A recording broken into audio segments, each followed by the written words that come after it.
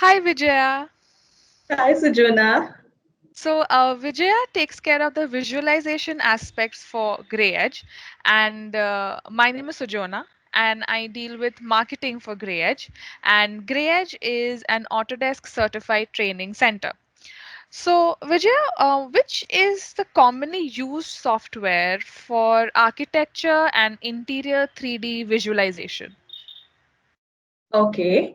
Well, Sujana, there are so many different softwares in the market available.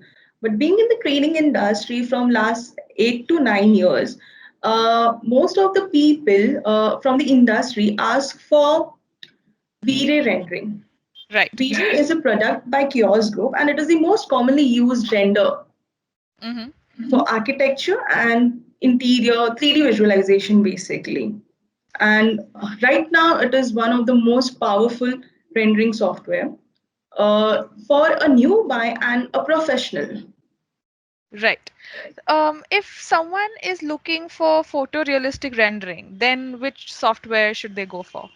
Okay, well, then they can go for Autodesk 3ds Max and Mhm. Trimble SketchUp. Okay. And if someone is on a budget, then which software would they prefer for rendering? Okay, in that case, they can go with Trimble SketchUp with V-Ray. Okay. And could you just maybe highlight like a few differences maybe between 3ds Max and SketchUp that one should, pay attention to? Okay, so with Autodesk 3ds Max, it gives you a proposed work with high-tech detail. It Right. has tool sets that creates an um, uh, you can say a dramatic environment and object, and Right. stunning visualization and an awesome virtual reality. Right. While talking about SketchUp, it's basically you can say it's more handy. Mm-hmm. The interface is very user friendly, and it is more cleaner than some of the complex software.